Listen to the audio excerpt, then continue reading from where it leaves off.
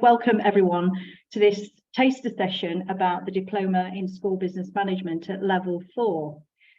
So as Kasia has just explained, this is an introduction to the programme and it's designed for prospective candidates, future prospective participants. Just a quick, very brief potted history about me. I'm Val Andrew, and my role with Best Practice, as you've just heard, is as Programme Manager for this DSBM programme. I've worked in education for a long time, around about 25 years, mostly as a school business leader. And during that time, I've worked in lots of different roles in a variety of different settings.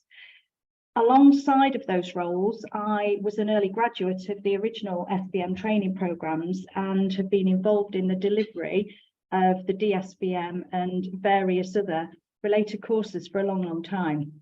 And that's because I'm passionate about the programme and the impact that it can have as a foundation to underpin professional development for new and aspiring school business managers. I'm joined today by Dean Boyce, who, as you just heard as well, is our Director of CPD and Accreditation at Best Practice Network, and Dean oversees the work that we do on the DSBM programme. So just move the slides on. So let's look first of all at the aim of this Level 4 programme. It essentially provides you with a platform on which to build a really good career as an effective school business manager. And in addition to those bullet points on the slide, which I won't go through in individual detail, I just want to reinforce a couple of key points here. So the SBM role itself is very diverse. It was originally intended to replicate the bursar role that's been evident in the independent sector for a long time. But we've seen, particularly since academies came on stream in around 2010-11, that there's been evolution of the role and huge diversity in terms of roles and responsibilities. And it really depends on the sort of structure that you're working in terms of what that role looks like. You know, the education sector is arguably more fractured now than it has been ever before. And it's made up of maintained schools that fall under the control of local authorities. It's made up of academies that have relative freedoms, unlike maintained schools, but they're accountable to the Department for Education. We have groups of schools working together, maintained schools in federations, and multi-academy trusts that are groups of academies working together. And the key really in terms of this DSBM, the role can be very different in each of those settings, but this particular programme has the capacity to be able to provide you with the knowledge, skills and behaviours that you need to be effective in the role within all of those different settings. Another key point here really is that the programme's designed to equip you with a range of key skills and competencies in lots of different disciplines that underpin and make up the SBM role, and it gives you a really good foundation on which to build your ongoing career, regardless of the sort of setting that you're going to be working in. So let's have a quick look at benefits for you as individuals. I'll just pop these bullet points through in full. So basically, it will help you to be able to manage school resources efficiently, effectively, and sensitively, and that's very important, especially at the moment when we're working in a very challenging climate. It will give you the opportunity to develop your own understanding of the purpose of business management in an educational context and in lots of different settings.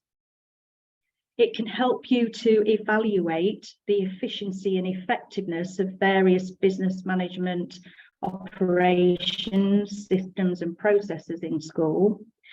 And it will give you that wider understanding of how the role looks very different in different settings. So it does provide you with that really good foundation on which to build a brilliant career as a school business manager.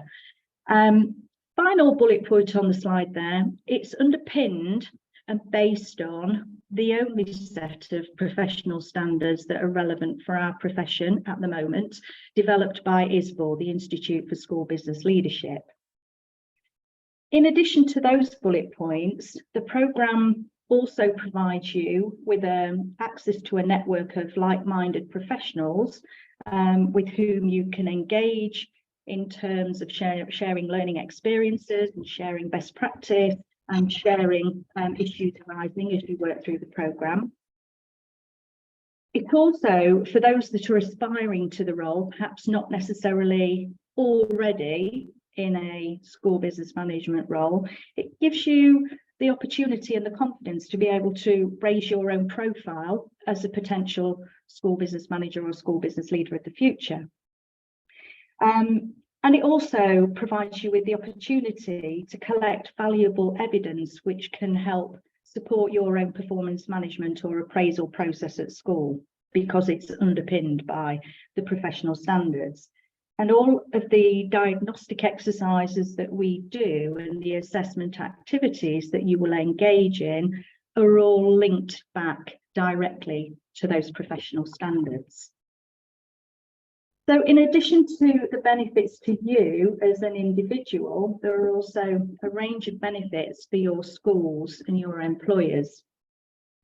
And these are represented by the points on this slide.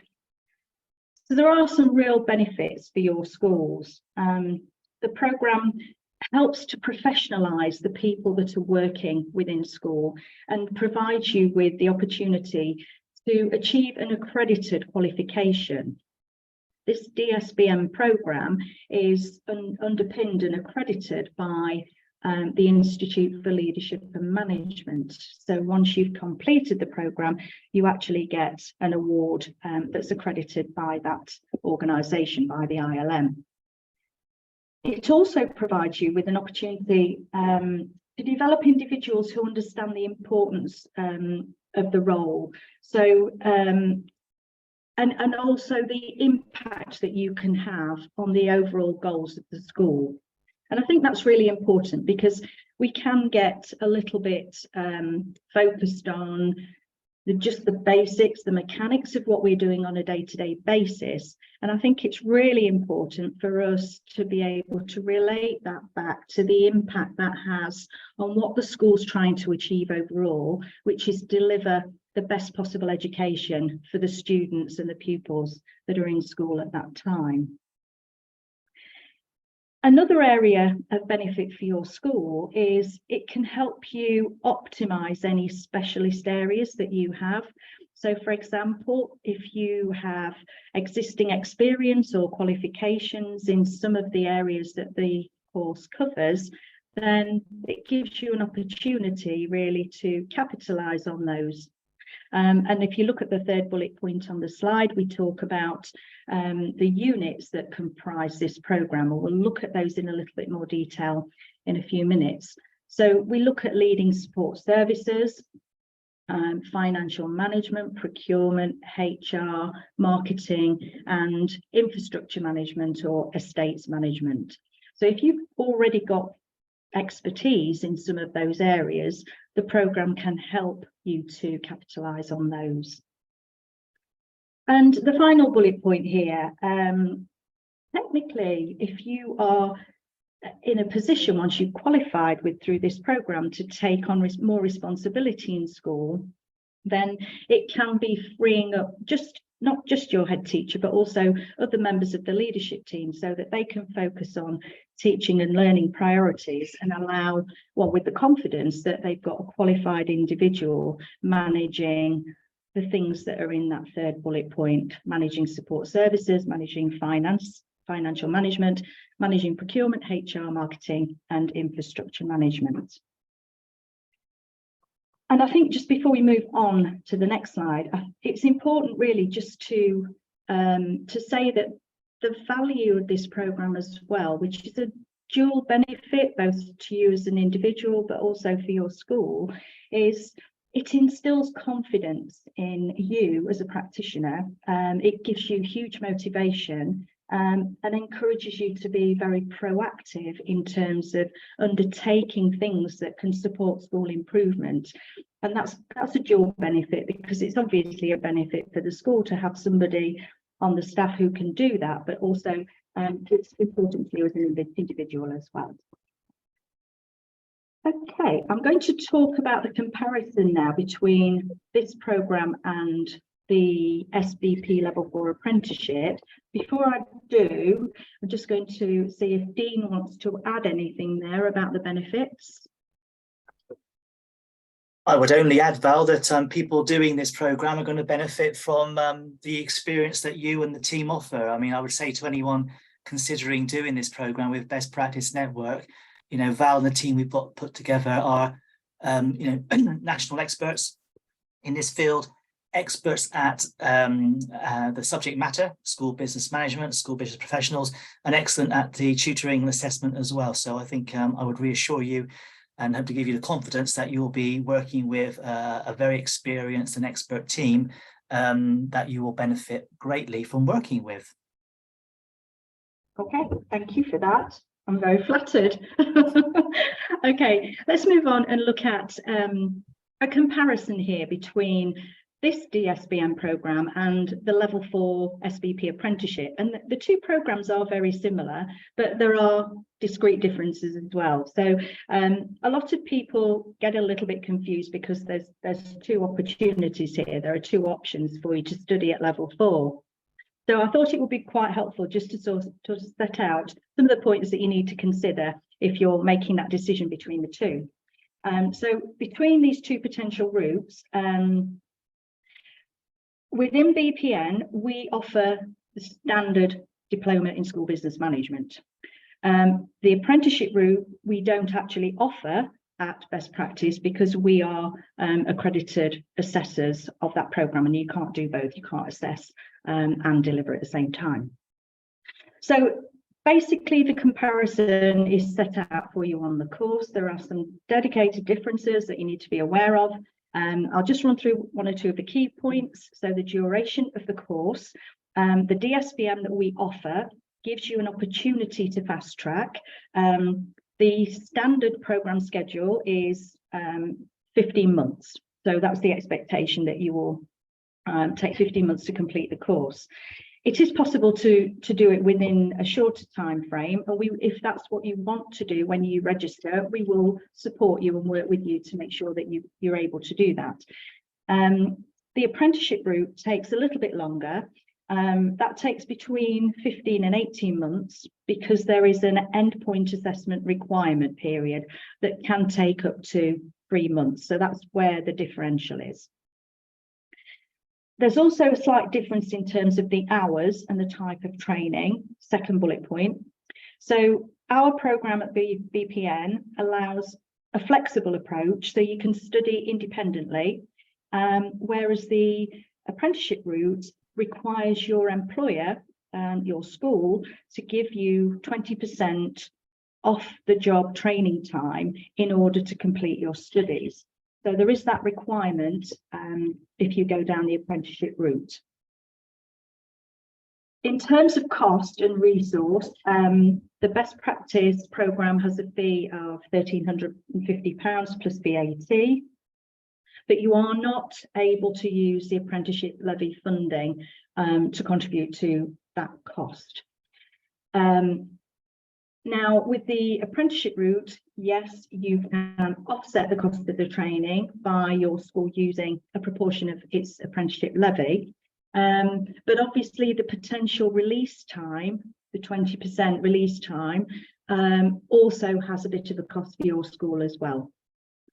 And there is a requirement for your school to provide mentoring support. Now that's relevant for both programmes, but it's a little bit more structured and a little bit more mandatory within the realms of the apprenticeship route. Towards the end of the apprenticeship programme, you will be assessed to make sure that you are what they call gateway ready, which means you are then at a stage where you are able to progress and go through the endpoint assessment process. But it's a little bit different with the standard DSBM program that we offer. And you'll see that a little bit further on when I talk about the assessment methodology. Units of study. The best practice program allows you to focus on 3 mandatory units plus 1 additional unit that you can choose, and we offer 3, so you have a choice of 1 from 3. With the apprenticeship route, you require to focus on 6 knowledge areas, and they are the things that you would expect: finance, procurement, HR, governance and risk, marketing and infrastructure. Now, with DSBM, we have a dedicated mandatory unit on leadership. So arguably, the program that we offer has a slightly stronger focus on leadership through the Leading Support Services unit. We also provide our learners with an opportunity to top up their DSBM qualification, either when they've completed it, or if they've studied previously and completed a previous iteration of the course and they just want to refresh, they can register with us, or you can register with us to take an individual unit. So, for example, if you studied your DSBM 5, 6, 7 years ago and you would like to top up your finance knowledge, then you will be able to register with us to study just the finance unit, and you would receive a certificate at the end of that to confirm that you've completed it successfully.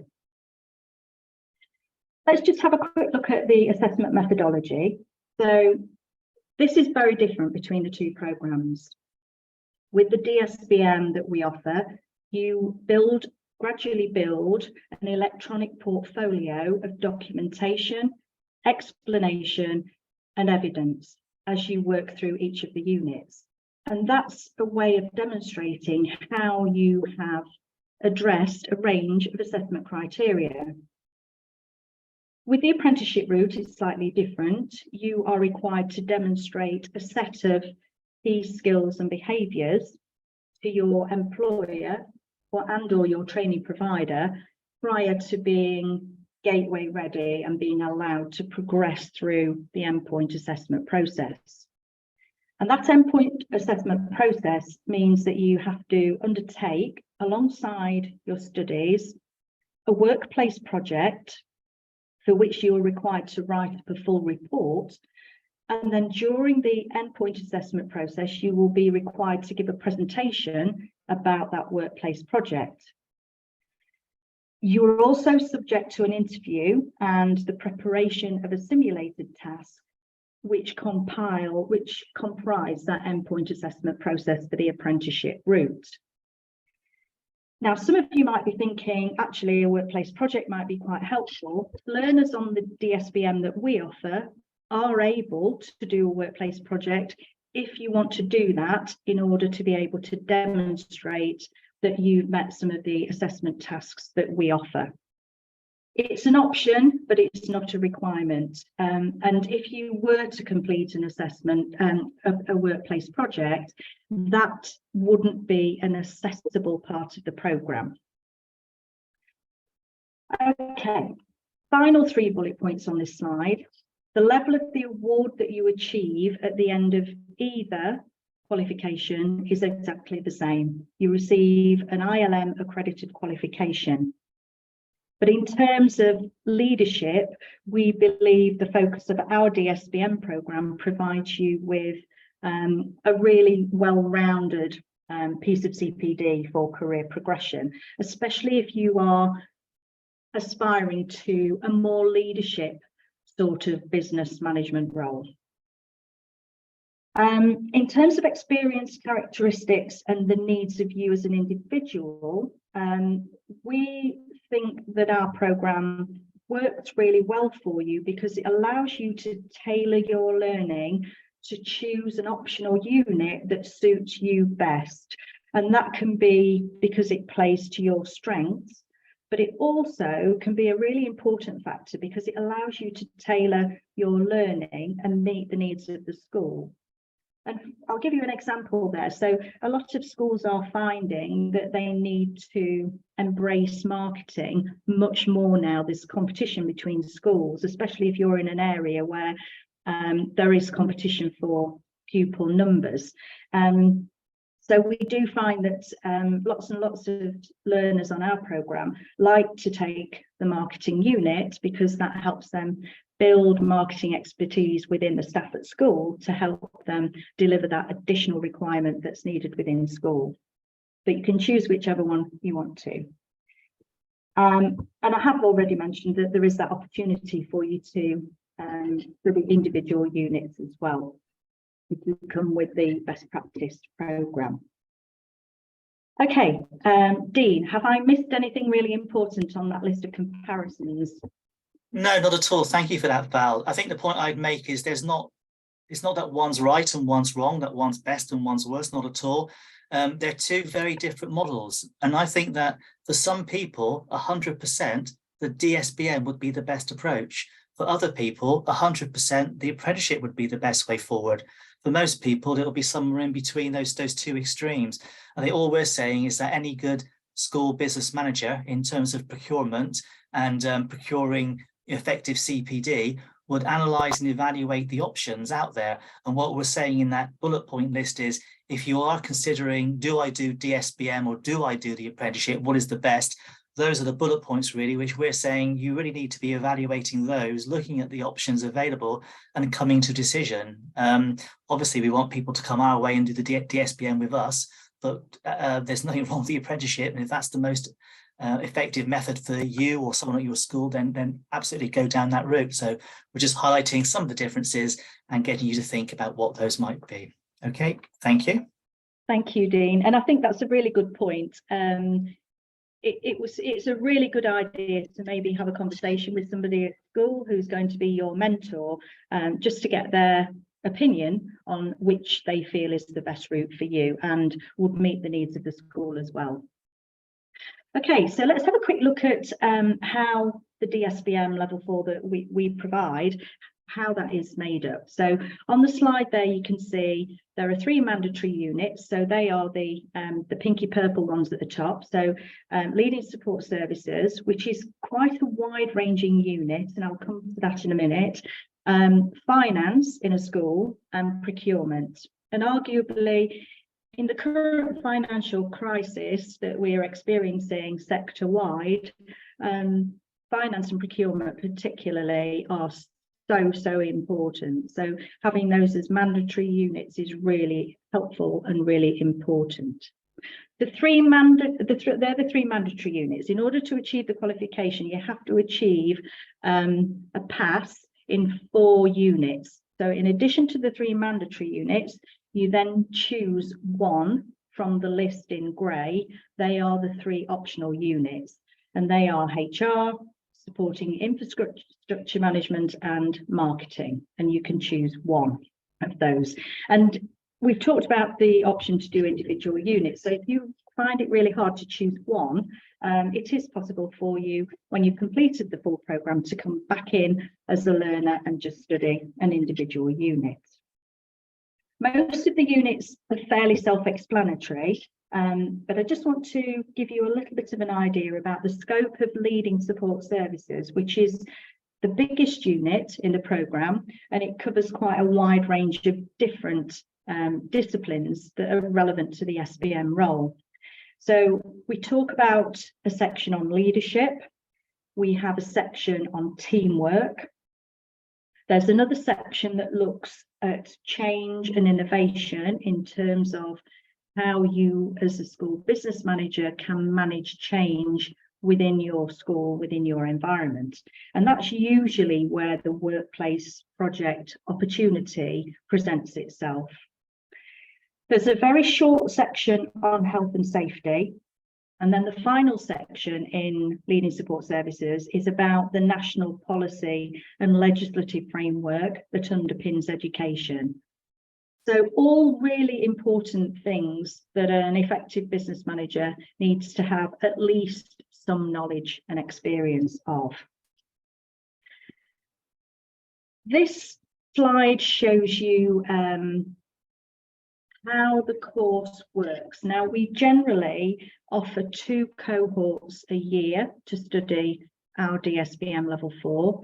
One cohort starts in the spring, in March, and there's an autumn cohort that usually starts in October. And I've got 2 slides that show you how these are made up, or maybe not. I'm not quite sure if I've got the March one, but they're both very similar.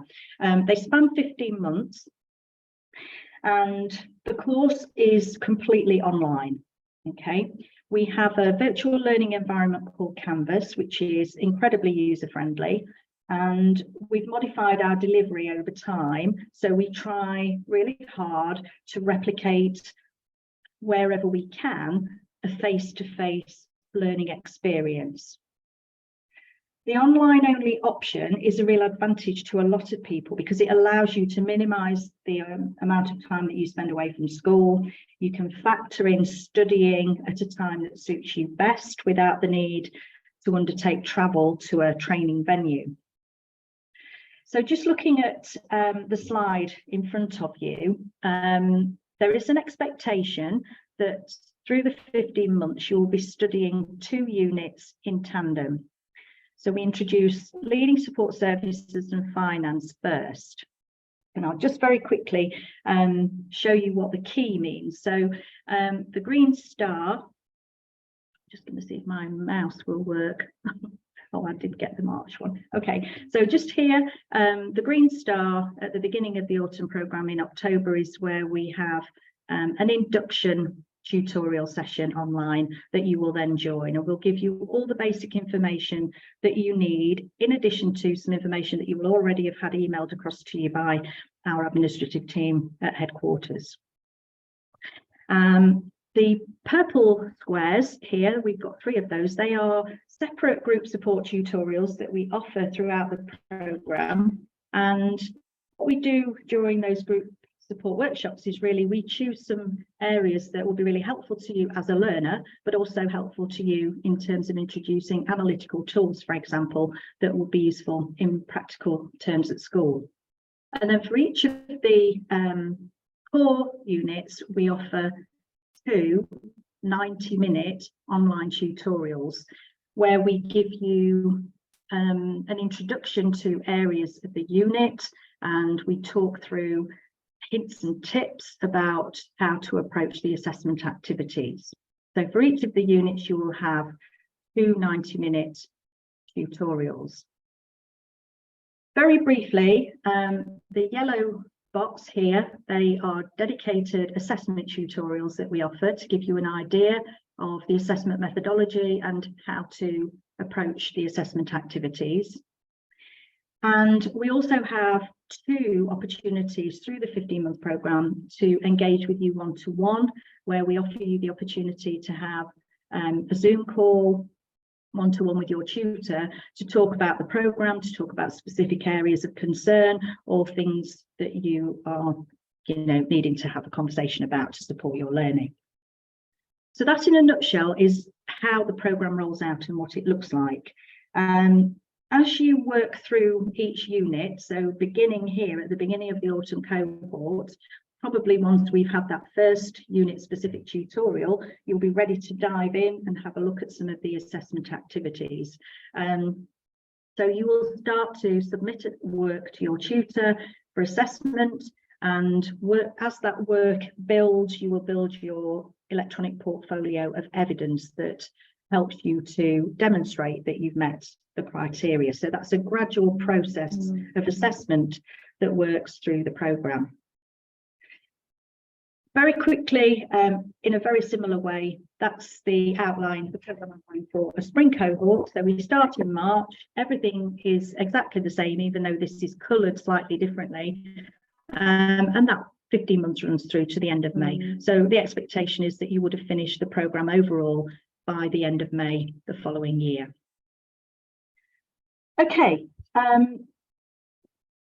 in terms of studying a unit, and we do, if you register with us and you become a learner on our programme, you'll become very familiar with this slide because we do use it a lot.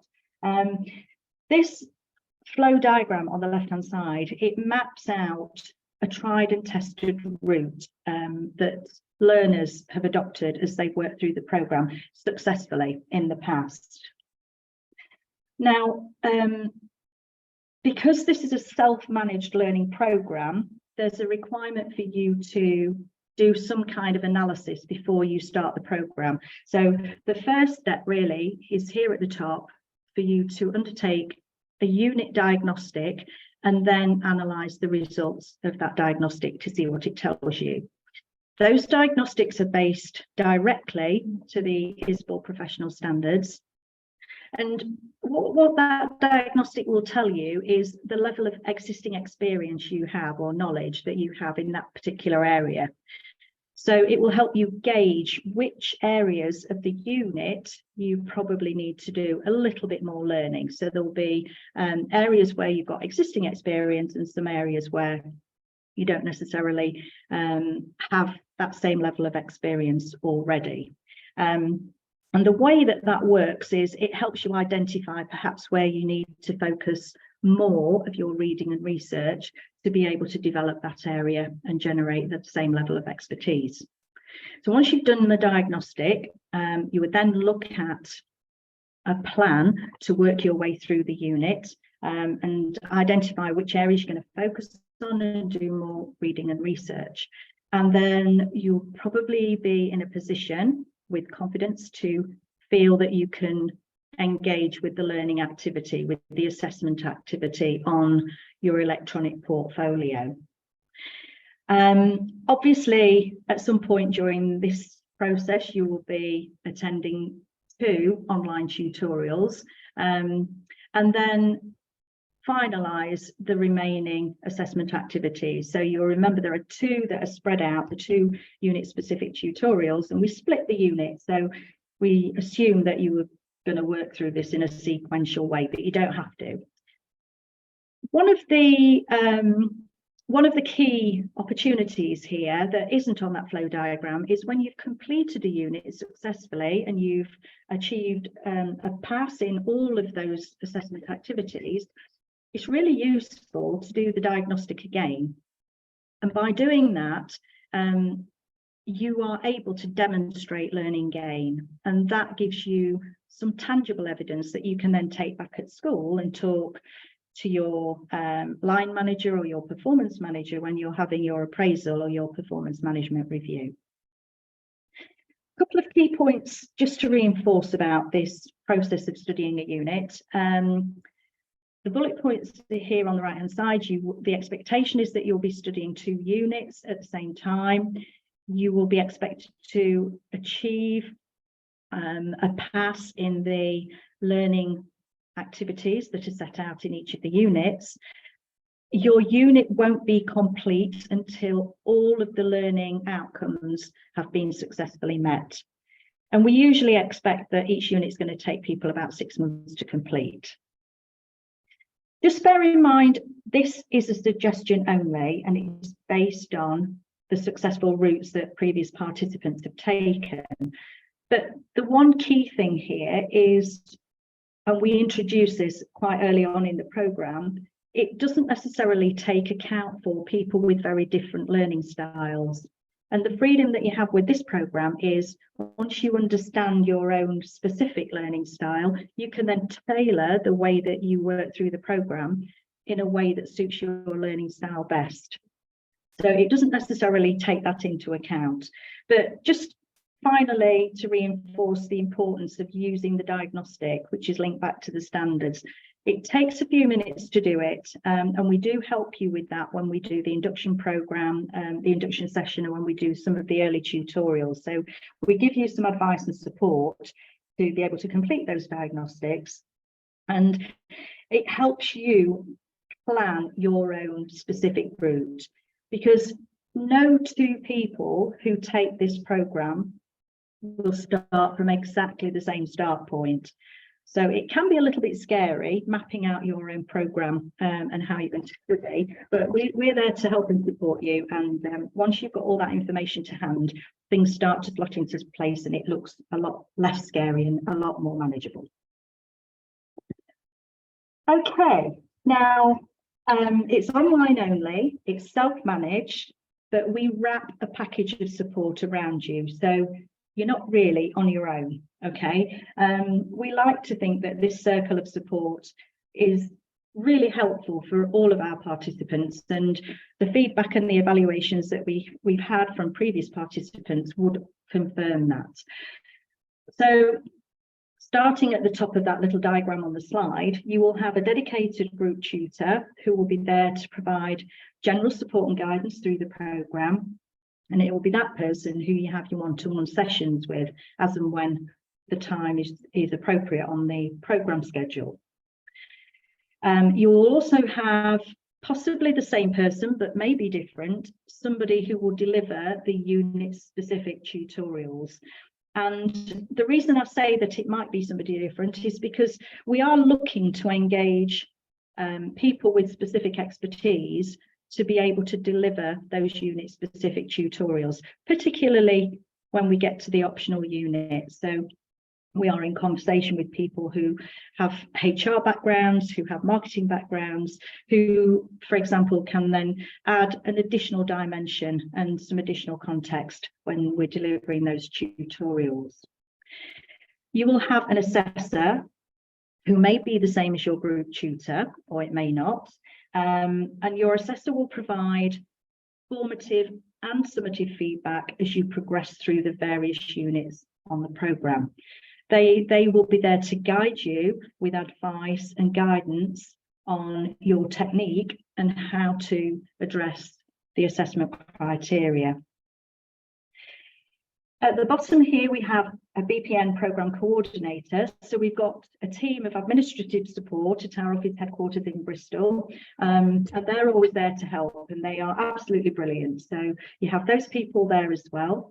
We have an IT help desk, so we've got our own in-house IT experts who are there to help and support you, especially in the early days if you have any issues with technology. For example, sometimes people who are using a piece of school kit often find that there are firewalls that prevent them accessing certain pieces of information, but we have a workaround for those. So the IT help desk are an absolutely invaluable support mechanism for all of us, not just you as a participant. And as the course progresses, the IT team are responsible for making sure that all the recordings, because all of our tutorials are recorded, so they are responsible for making sure that the recordings of those tutorials and all the learning materials that we use are uploaded onto the virtual learning environment so that you've got access to them for the whole time that you're studying DSBM. You also have, very importantly here, a group of course colleagues who we encourage you to engage with, because you're all in the same situation studying the programme. They're all probably like-minded professionals in very similar roles or aspiring to similar roles in schools, and you will have the opportunity to engage with those people in group discussions that we offer as part of our tutorial sessions. So you've got the opportunity there to develop a whole network of SBM colleagues at both national level and perhaps local level too. Just a reassurance there, whenever we have a group discussion as part of an online tutorial, we don't actually record those, so you are free to engage uninhibited in those discussions. So that's the whole support package that we wrap around you to help you as you work through the programme. Just a little bit of information here about the learning model. Canvas is our online course home. That's what we call our virtual learning environment, and we host all of our tutorial sessions on Zoom. On Canvas, you will have access to all of those things that are listed on the slide. So you've got access to the online units and your e-portfolio. You have access to resources for events, including recordings. You have access to assessment guidance and support. There are discussion forums for those of you who want to engage with your course colleagues online.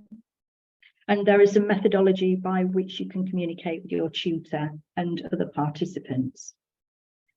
Just to reinforce that point I made a few minutes ago, the discussion forum online here and any discussions that we have during the online tutorials, they are not an accessible part of this programme. So you should feel able to engage freely in those particular discussions without any concerns about information going beyond that forum. The only downside to an off-canvas type of communication, so we are aware that lots and lots of our previous groups have tended to set up their own groups on social media, which works really well, and it's a really great way for you to be able to network with each other. But there is a slight downside to it because we don't engage. So as tutors and assessors, we don't obviously engage in those external social media forums. And if you are using the discussion forum that you've got access to on Canvas, we keep an eye on what's happening. So if somebody, for example, is struggling with a particular unit or an assessment activity and they are appealing for some help, we will keep an eye on that, and obviously we encourage you to support each other, but we won't leave you stranded. So if nobody else is coming forward to respond to that, then we will step in and give you a little bit of advice and guidance. So that's the only downside to, if you like, an off-canvas type of networking facility that you might want to engage with. Okay, talked quite a bit about assessment in terms of the endpoint assessment process with the apprenticeship programme. Let's just have a quick look at how you build this e-portfolio of evidence with our programme. So just to reinforce, there isn't an endpoint assessment requirement with our programme. That is a key difference between this programme and the assessment route. So you achieve success by building an electronic portfolio of evidence. You'll be responding to assessment activities and possibly providing a commentary or a narrative to explain how you've met the criteria. And you may be able to choose, as some supporting evidence, some naturally occurring documents that are available from school. And you can then upload those onto your e-portfolio as some additional evidence. The list on this particular slide gives you an idea of some of the types of evidence that you might feel able to upload as additional evidence. So, for example, records of team meetings, either minutes or agenda, examples of reports maybe that you've written for governors or for school leadership teams or for team leaders, possibly notes of professional discussions that you can have authenticated by your line manager or your school mentor. So that just gives you an idea. It's not an exhaustive list. There are lots of other things that people do tend to use as evidence to support that they have addressed the key criteria for an assessment activity. That gives you an indication. Just talk a little bit here about the professional standards that are available and underpin this programme. So the Institute for School Business Leadership developed this set of non-mandatory professional standards about 5 or 6 years ago. They're not mandatory, but they are the only set of professional standards that are out there to support our profession. And they can be used to inform performance management at school. They can be used to help schools recruit school business managers and school business leaders. And they can also be used to help plan and underpin CPD for you as a practitioner. And you'll have, if you have a quick look at the diagram on the left-hand side, you'll see that the areas of the standard link directly to both the KSBs, the key skills and behaviours in the apprenticeship route, but also the dedicated units in our programme as well. So at the centre, we have the leading support services area of the standards. And then around the edge, we have finance, procurement, HR, marketing and infrastructure. we have a really good working relationship with ISBL. Existing members of ISBL are able to access a small discount on the course fee. And equally, if you register to study with us, there's a reciprocal arrangement where you can achieve a small discount on your ISBL membership fee as well. So there are some benefits there. All of the diagnostics, all of the assessment activities, and all of the materials are built around the standards. Okay, so why study with VPN? I'm just going to hand over to Dean to talk a little bit about what we offer at Best Practice Network, and then I'll come back and wrap up the session. Thank you, Val. If you could turn to the next slide, please. Thank you. So thank you for that very informative and very sort of comprehensive overview of the programme. I think all the bullet points there Val's mentioned already. Best Practice Network is a large organisation in terms of school professional development. We are an early career framework provider. We are a provider of the national professional qualifications, and we are we'll be providing initial teacher training from September, and we do a range of other programmes as well. And I think a lot of schools around the country are familiar with us and know us for our quality and our commitment to getting the very best out of you. All those things on the bullet points there about being an independent, externally accredited programme by ILM, links to the standards. You know, there are definitely advantages over the apprenticeship route. I appreciate some disadvantages maybe, but definitely some advantages. All that peer networking. And we say an investment of £1,350 plus VAT because, you know, I think it is important for schools to invest in school business managers, school business professionals. And part of the study around procurement and finance, etc., is helping schools to save money in the way they operate as well. If you go to the final slide as well, please, Val. Okay, just before I move on, can I just add to that all of our tutors and assessors are experienced school business in their own right. So we sort of feel that the team that are supporting you can offer context based on their past experiences as well. Thank you, good point. So what next? We hope you're interested. We hope you want to do DSBM with us, or if you're representing a school that you have individuals at your school or within your network of schools who'd like to do this with us. Our cohorts usually run spring and autumn. So clearly our next group will be an autumn group starting, excuse me, typically in October. Our group sizes do vary. Because it's online, we can cater for up to 40 plus participants. We just increase the number of tutors available. The programme runs for 15 months from induction date. Applications are accepted online. You do need a head teacher declaration to confirm that they will support you to do the programme or agree to doing the programme. There is an application form there. There's a link. We'll send you the slides. If you look on the Best Practice Network home webpage and go to DSBM under CPD programmes, you'll be able to access that. We hope you want to do the programme with us. If you've got any further questions, please come back to us. I know Val's going to do some last minute Q&A. I think what I'd say now is thank you everybody for attending. If you do need to rush off and you've got all the information that you need, please feel free to leave. But otherwise, I'm going to hand back to Val. Anybody who wants to stay and ask any questions and answers, you're very welcome to stay a little longer and ask those questions. And from my perspective, thank you very much. We look forward to working with you. Thank you. Okay, thank you very much, Dean. There is an email address, again, that you'll be able to link to from the website. But for those of you who want to just make a note of that now, it is dsbm@bestpracticenet, all one word, all lowercase, .co.uk.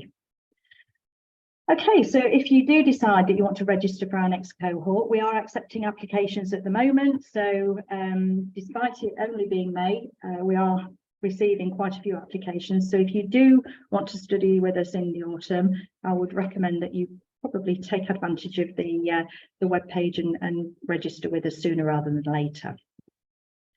Okay, so that's everything that was on my list to share with you this afternoon. If you have any questions, as Dean said, I'm happy to stay on the line. I'll put my video on so you can see that I'm not too scary. So if anybody wants to ask any questions, don't think there's too much in Val, chat. there's a question in Q&A, which is about the application deadline. So from my perspective, I'd say by the end of this summer term, but is there an actual deadline, Monica or Val, that we're aware of, please? We usually, because a lot of people with the autumn cohort particularly, we usually set a deadline for the end of the summer holiday, so probably the end of August, but inevitably people go back to school in September and realise that they need to register.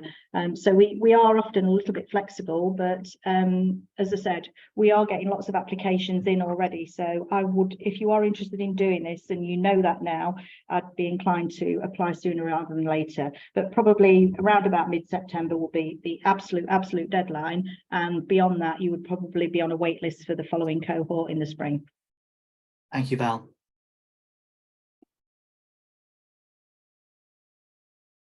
Any other questions?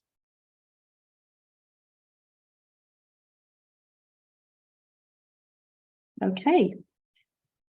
Well, if nobody's got any other questions, we'll bring the session to a close. As I said, the email address, if you want to ask a question about the programme, is dsbm@bestpracticenet, all one word, .co.uk.